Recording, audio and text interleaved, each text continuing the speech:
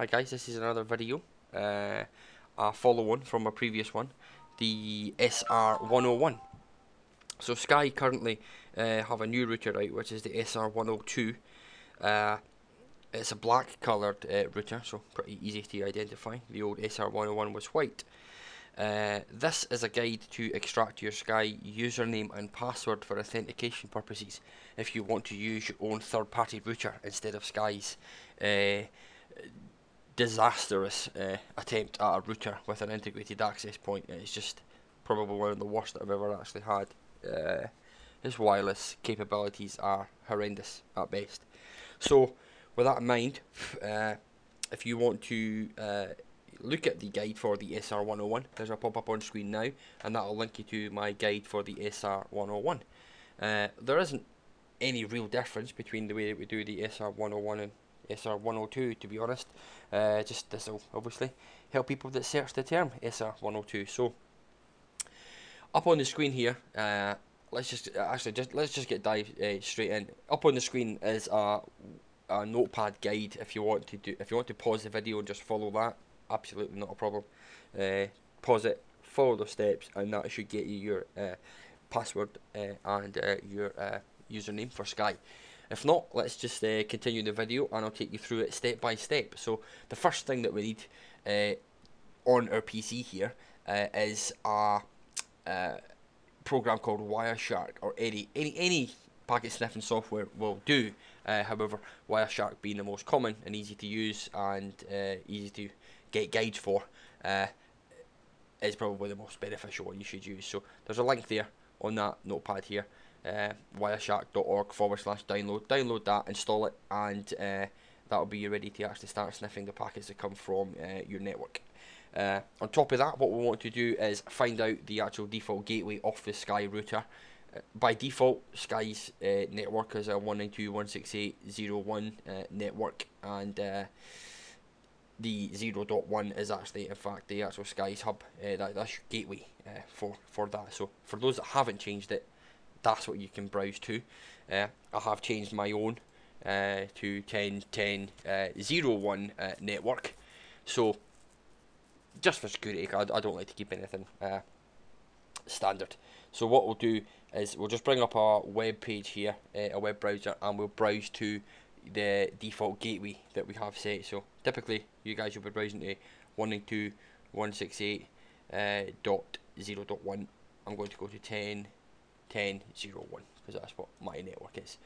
That will bring you up to the SKY's router homepage, and what we're looking to do here is actually click the what we're going to be doing is rebooting the SKY router. That will initiate the re-authentication process to SKY's network, and it will send its username and password during that process. So what we need to do is obviously fire up Wireshark. So what we'll do is we'll just start up our Wireshark capture here.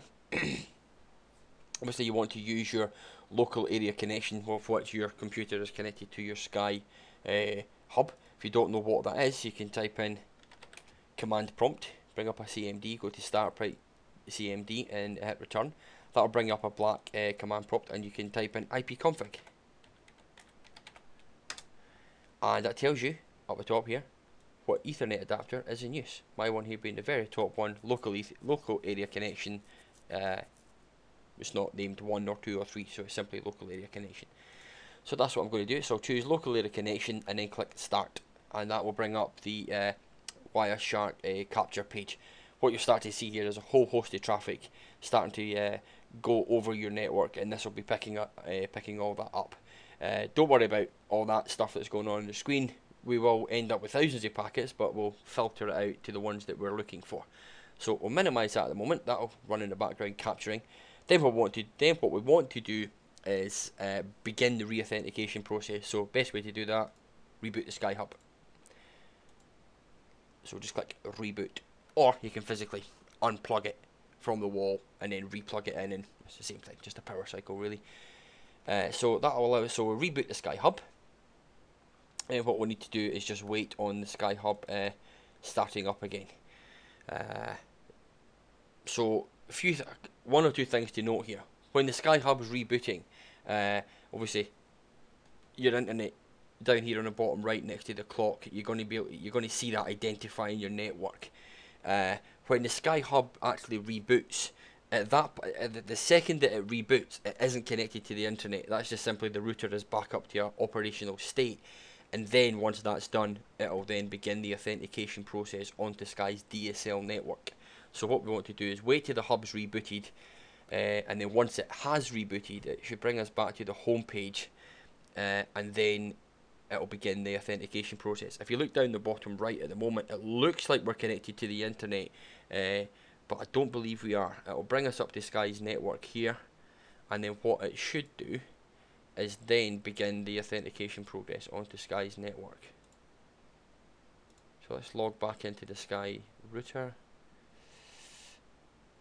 Broadband port, there we go, exactly, look at that, we've got the exclamation mark. So it's now, so Sky's now trying to connect to its DSL service, and it's at this point that we're actually capturing the details within Wireshark which we're trying to extract. So critical that you don't stop the Wireshark here and you let this authenticate onto Sky's DSL service. So we'll just wait until that has actually completed its operation. So I believe it has actually worked, because it now looks like we're on the internet, and we can refresh that web page. And there we are, we're on Sky's network, we have an IP address, we're away. So what we'll do is go back to the Wireshark and we'll click stop. So within that capture, probably a good couple of thousand packets going here, within that capture there, we have the information we're looking for. So what we need to do then is filter it out. So what we'll do is, if we go to the expressions, and what we'll do is we'll copy the expression which filters out udp.port 67, and we'll paste it in the top left hand corner here where it says filter.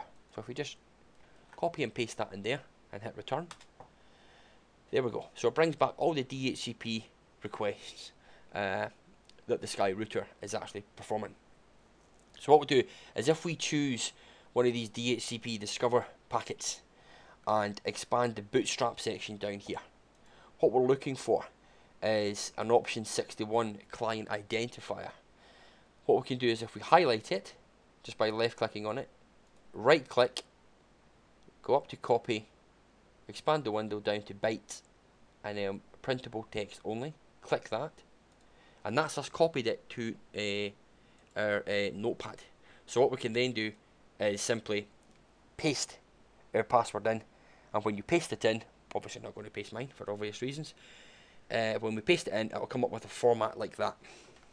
Okay, the format being an equal sign, your actual username, then a line, and then your password. So what to do to make sense of it is delete the equal sign at the beginning of it, and immediately after Sky DSL, take out the line and then hit return, and that there, guys, is your Sky username and your Sky password, and that can be used in any third-party router for the ATM dialer interface, and you can paste it in there and you should be good. One thing to note though is it is a Mac based username. The username is pretty much, I think it's the MAC address of the actual router that you're on, so it is unique to every router out there for Sky's SR102. The router that you use needs to be able to do MAC address spoofing in order to make that actually work on it. You know, you need to be able to spoof the MAC address from Sky's router. So anyway, that being said, obviously, if you're looking for this kind of information, then I guess you know what you're doing with the other part of it anyway. So realistically, only technical people will be looking for this. But if not, there you go. You know, knock yourself out, try it. If you can get connected onto their network, then fantastic. There you go. Alright guys, so like the video, subscribe to the page, and share the video.